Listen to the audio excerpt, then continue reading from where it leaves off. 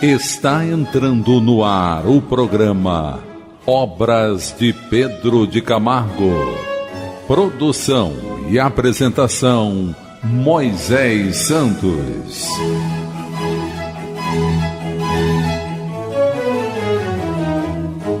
Caríssimos ouvintes da Rádio Rio de Janeiro, eu sou Moisés Santos e este é o programa Obras de Pedro de Camargo.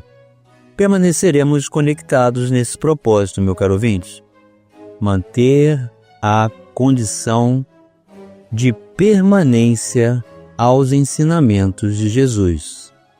É necessário alimentarmos constantemente as nossas mentes, almas e corações, portanto, a nossa integridade na condição de espíritos, para sustentarmos as condições naturais adversas no caminho, os estímulos para o progresso e sempre estarmos atendendo à voz da consciência, à voz do coração, seguindo o Mestre Jesus.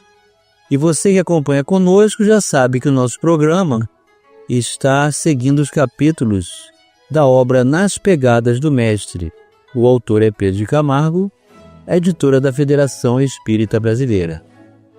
E ainda se reportando à promessa do Cristo com relação à terceira revelação, a vinda do Espírito de verdade para restabelecer todas as coisas, nos ensinar tudo que Jesus propositalmente estabeleceu como condição velada nos ensinos das parábolas, colocando véu e metáforas, imagens sobre os ensinamentos.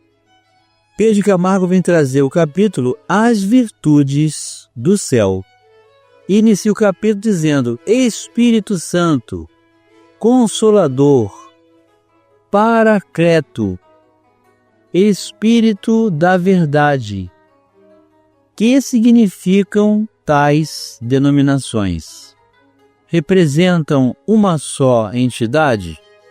Pergunta o autor. Ou tantas entidades quantas enunciam? Ou seja, cada um desses nomes é uma entidade ou todas elas são uma só? E ele continua dizendo: no meio dessa aparente confusão há sabedoria. Se Jesus se reportasse a uma determinada individualidade, prometendo enviá-la após sua partida do cenário humano, referir-se-ia naturalmente a essa entidade sob uma única designação. Como, porém, o Mestre aludia à pleiade dos Espíritos do Senhor, que são as virtudes do céu, e aqui ele saca o prefácio do Evangelho segundo o Espiritismo com relação à mensagem do Espírito de Verdade, por isso está entre aspas. Essa mensagem, desse trecho, ele diz, usou de várias expressões, dando assim a entender tratar-se de uma coletividade e não de uma individualidade. Vamos buscar as diretrizes libertadoras na doutrina espírita. Diretrizes libertadoras.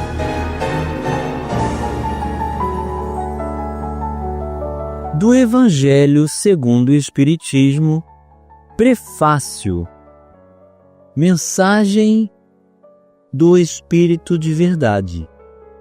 Os Espíritos do Senhor, que são as virtudes dos céus, qual imenso exército que se movimenta, ao receber as ordens do seu comando, espalham-se por toda a superfície da terra, e semelhantes a estrelas cadentes, vêm iluminar os caminhos e abrir os olhos aos cegos.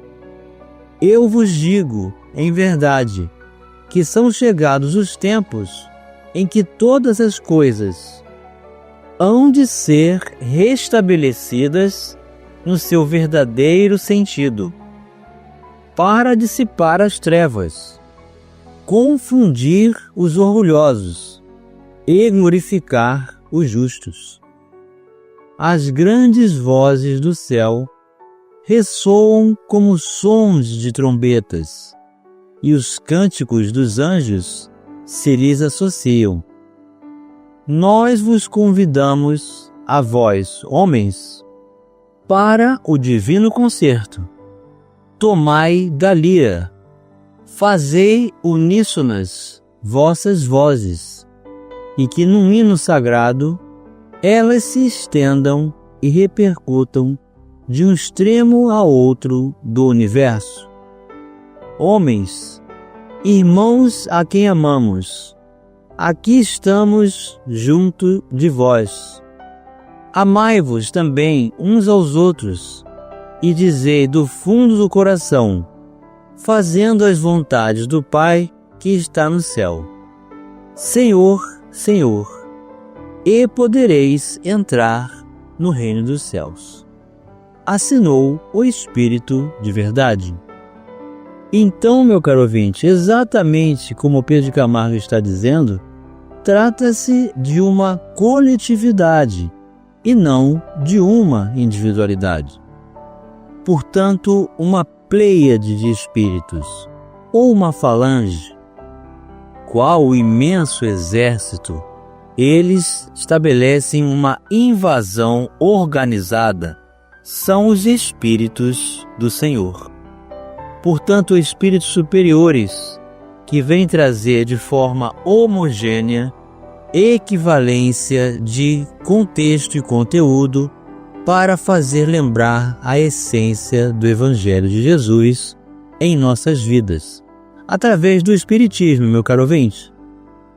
E Pedro de Camargo continua: Jesus empregou 4 designações no singular, ao invés de uma, só no plural, para nos ensinar também que entre os Espíritos do Senhor reina perfeita comunhão de sentimentos e de ideias, de modo que o conjunto deles forma uma unidade. Assim se aclara a seu turno esta outra asserção do excelso mestre. Abre aspas. Pai, quero que eles, referindo-se aos apóstolos, sejam um em mim, como eu sou um contigo. Fecha aspas. Vamos elucidar este verso. Elucidando o verso. A frase Pai, quero que eles sejam um em mim, como eu sou um contigo, é uma oração de Jesus no seu Evangelho segundo João, especificamente em João 17, versículos 21 a 23. Jesus está pedindo que os seus discípulos e todos aqueles que acreditarem nele sejam unidos como ele e o Pai são unidos. Essa unidade é a chave para que o mundo creia que Jesus foi enviado por Deus e que Deus os ama. Então, nesse contexto de unidade, como reflexo da unidade de Deus, a oração de Jesus expressa o desejo de que a unidade entre os seus seguidores seja um espelho da unidade que existe entre o Pai e Ele mesmo. Ou seja, que isso seja para nós exemplo. Com relação à credibilidade, a unidade entre os discípulos é apresentada como um sinal de amor de Deus e um testemunho da mensagem de Jesus, para que o mundo possa reconhecer a verdade. E como objetivo, a oração de Jesus não é apenas um pedido, mas uma declaração de propósito e uma afirmação da importância da unidade para a realização dos planos divinos. Nesse contexto, a oração faz parte de uma condição maior, onde Jesus se prepara para o seu sofrimento e morte, e onde ele demonstra o seu amor e preocupação pelos seus discípulos. Então, meu caro ouvinte, quando Jesus designa-se ser uno com o Pai, Não está dizendo que ele e o Pai são a mesma pessoa, mas que existe uma comunhão, uma perfeita comunicabilidade entre ambos, de modo que Jesus é médium de Deus e faz toda a vontade do Pai, assim dando testemunho não dele, mas daquele que o enviou. Da mesma forma, ele nos convida a desenvolver essa maturidade de conexão com o Mestre, para sermos uno com o Mestre e desenvolvermos essa unidade pessoal no nosso caráter, colocando Jesus como referência e exemplo de nossas vidas. Vamos elucidar estes conceitos. Elucidando conceitos. No século XVI, na era da razão, do antropocentrismo, meu caro ouvinte, é quando é uma forma de pensamento em que se estabelece ao ser humano uma posição de centralidade em relação a todos, sendo o destaque. Nessa condição, o materialismo ganha força devido às transformações sociais, políticas, econômicas e religiosas que foram se operando na Europa. A fé se extinguiu em sua própria fonte. O ideal religioso desapareceu.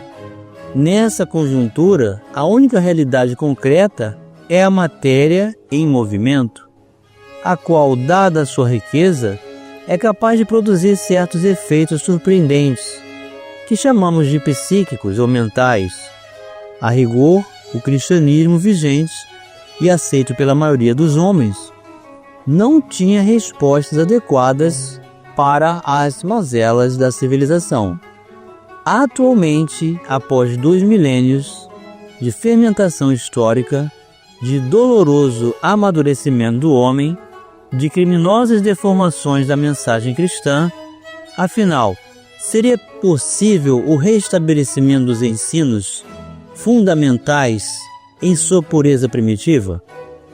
Em O Evangelho segundo o Espiritismo, Kardec e os espíritos superiores revelam ser o Espiritismo o Consolador prometido por Jesus, o Espírito de verdade, o Paracleto. Então, meu caro ouvinte, todas estas denominações referem-se à coletividade, também conhecida como Espírito de verdade, sendo o Espírito de verdade o próprio Mestre. Vamos continuar estudando o capítulo As Virtudes do Céu já no próximo bloco. Participe do programa Obras de Pedro de Camargo enviando sua mensagem, dúvida ou sugestão pelo e-mail opg@radioriodejaneiro.am.br ou pelo WhatsApp da Rádio Rio de Janeiro 984867633 aos cuidados de Moisés Santos. Voltamos a apresentar o programa Obras de Pedro de Camargo. Produção e apresentação Moisés Santos. Caríssimos ouvintes, voltamos agora para o segundo bloco do nosso programa de hoje, em que estamos dando continuidade aos capítulos da obra Nas Pegadas do Mestre, de Pedro de Camargo, editora da Federação Espírita Brasileira. Estamos estudando o capítulo As Virtudes do Céu. Portanto, uma coletividade de espíritos superiores que apresentam equivalência no propósito, unidade com o Mestre Jesus, que é o próprio Espírito de verdade. Assim, Espírito Santo ou Santo Espírito, Consolador e Paracleto representam esta coletividade, são denominações do mesmo conjunto. Se, portanto, o Espírito de verdade devia vir posteriormente ensinar todas as coisas, é porque o Cristo não havia ensinado tudo à época. Se viria recordar o que o Cristo havia dito, é que o teríamos esquecido ou mal interpretado. Consoante sua assertiva, seus ensinamentos estavam incompletos, já que anunciava a vinda daquele que os deveria completar. Destaque se o Cristo não pôde desenvolver seu ensinamento de uma maneira completa, é que faltava aos homens conhecimentos que não poderiam adquirir senão com o tempo, e sem os quais não poderia compreender, coisas que poderiam parecer um contrassenso, no estado de conhecimento vigente de então. Kardec ainda recorda que o Espiritismo vem no tempo certo, cumprir a promessa do Cristo. O Espírito de Verdade preside ao seu estabelecimento, lembrando aos homens a observância da lei, ensinando todas as coisas, fazendo compreender o que o Cristo havia dito por parábolas. Cristo diz: ouçam aqueles que têm ouvidos para ouvir. O Espiritismo vem abrir os olhos e ouvidos, porque fala sem figuras e sem alegorias. Levanta o véu deixado intencionalmente sobre certos mistérios. Vem, enfim, fazer uma suprema consolação aos deserdados da terra e a todos aqueles que sofrem, dando uma causa justa e um propósito útil a todas as dores. O Espiritismo lhe dá uma fé inabalável no porvir, e a dúvida pungente não mais toma conta de sua alma, fazendo ver as coisas do alto. A importância das vicissitudes terrestres se perde na vastidão e no esplêndido horizonte que a abraça, e a perspectiva da felicidade que o espera lhe dá a paciência, a resignação e a coragem de ir até o fim do caminho. Então, meu caro ouvinte, nós passamos por momentos graves de adversidade, de desafios, de dores, mas são testemunhos, porque se Deus estabelece um conjunto de adversidades, de condições que devemos estabelecer como confronto perante nós mesmos, é porque Deus já sabe, devido à sua misericórdia, que aguardou até esse momento em que somos capazes de ter sucesso e resultado positivo, portanto, superação desse momento de dor, tirando todo o aprendizado possível. É preciso nos responsabilizarmos por esse contexto. Não foi Deus que nos deu as dores. Nós mesmos criamos a nossa miséria moral. Pelo nosso mau uso do livre-arbítrio, nós construímos o próprio destino e estabelecemos, então, o conteúdo pedagógico da dor para reconhecermos a necessidade dos limites. E se não nos revoltarmos e se estabelecermos esse concurso por responsabilidade, teremos proveito integral, restabelecendo-nos perante a justiça divina, perante a própria consciência.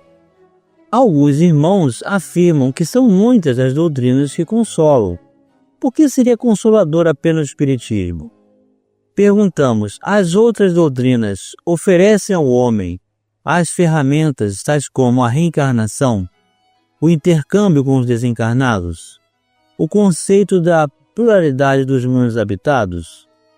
Porque todas as doutrinas espiritualistas, meu caro ouvinte, nos levam a Deus, e toda religião é necessária e importante. Mas para aquele que necessita conhecer as causas, estabelecer um concurso de uso da razão, é preciso esses pilares, que são as condições em que o Espiritismo se baseia. Portanto, além da crença da alma, da imortalidade e a crença em Deus, o Espiritismo também vem se apoiar na reencarnação, na mediunidade e na pluralidade dos mundos habitados. Que o Espiritismo apresenta? Certamente que não, até porque a doutrina espírita não é um conjunto de ideias, ditada por um pensador ou por um grupo qualquer. Trata-se da manifestação do Espírito de verdade, que o fez utilizando o sistema de universalidade, justamente para que opiniões pessoais ou de grupos não viessem colocar em risco o futuro da mensagem libertadora. Então a mensagem do Espírito de Verdade, através dessa coletividade, meu caro ouvinte, ela se dá através de médiuns em diversos pontos do planeta, de modo a se comunicarem com Allan Kardec, que estabelece concursos de conexão através de cartas com mais de 1000 casas espíritas. E essas casas espíritas não são as casas espíritas como hoje, eram as próprias residências dos seus habitantes, que estabeleciam um concurso de reuniões mediúnicas. A terceira revelação, portanto, ou Consolador Prometido, fundamenta-se na opinião de um conjunto de inteligências, que são os espíritos superiores, que se manifestaram em mais de 1000 agrupamentos espíritas em todo o mundo, na época da codificação. Foram essas inteligências que estabeleceram os princípios morais e filosóficos da doutrina espírita, e que não podem ser mudados pela vontade deste ou daquele pensador discordante. Eis a razão pela qual constitui-se numa revelação, e não numa doutrina comum, vinda para ser modificada ou interpretada como as filosofias humanas de todos os tempos. Se não vejamos, o Livro dos Espíritos é considerado por muitos estudiosos como a obra mais avançada de filosofia que se tem notícia, tratando de assuntos que tocam todos os ramos do conhecimento: Deus, a alma, o homem e a sua imortalidade, a justiça divina, a reencarnação, a pluralidade dos mundos habitados, dentre outros. Com ele inaugura-se a era do Espírito e da fé raciocinada, não mais a fé cega. O Espírito de Bezerra de Menezes diz: o Livro dos Espíritos, se for estudado carinhosamente, detida e sistematicamente, durante 100 anos, não será totalmente penetrado. Cristãos contemporâneos dizem que a comunicação com os espíritos não é possível, pois foi proibida por Moisés. Portanto, tratar-se-ia de demônios que tentam enganar os homens. Todavia, por que somente os espíritos maus poderiam se comunicar conosco? Os bons espíritos não teriam esse direito? E os chamados anjos, que revelaram as profecias, acaso não são espíritos também? E vamos recordar, meu caro ouvinte, que o próprio Moisés comunicou-se a Pedro, Tiago e João no Monte Tabor, aquele mesmo que havia proibido os excessos e o mau uso da comunicabilidade.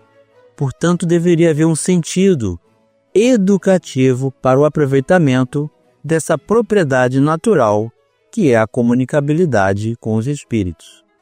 Não esqueçamos que o Consolador assume 3 aspectos: científico, filosófico e religioso, como ciência comprova através da lógica e da experimentação. Como filosofia, opera o trabalho do raciocínio em busca do conhecimento e da sabedoria. Como religião, elucida e clarifica, buscando elevar as almas, ligando as pessoas umas às outras e a Deus, edificando e iluminando os sentimentos, promovendo a reforma íntima. E chegou o momento, meu caro ouvinte, de você receber a mensagem do Mestre. Mensagem do Mestre. Se me amais, guardai os meus mandamentos, e eu rogarei a meu Pai, e ele vos enviará um outro Consolador, a fim de que fique eternamente convosco, o Espírito de verdade, que o mundo não pode receber, porque o não vê e absolutamente o não conhece. Mas quanto a vós, conhecê-lo-eis, porque ficará convosco e estará em vós. Porém, o Consolador, que é o Santo Espírito, que meu Pai enviará em meu nome, vos ensinará todas as coisas e vos fará recordar tudo o que vos tenho dito. Evangelho de Jesus, segundo João, capítulo 14, versículos 15, 16 e 17 a 26. Meu caro ouvinte, para nos consolidarmos diante de toda oportunidade de amplitude dos horizontes, do entendimento da mensagem dos ensinamentos e exemplos vivos do modelo e guia da humanidade, a nossa referência, que é Jesus em nossas vidas. Um amigo presente, constante em nossas vidas, com quem podemos contar, certamente, sem nos decepcionar jamais. Um grande abraço, que Jesus nos abençoe e até o próximo programa. Você ouviu o programa Obras de Pedro de Camargo. Produção e apresentação Moisés Santos.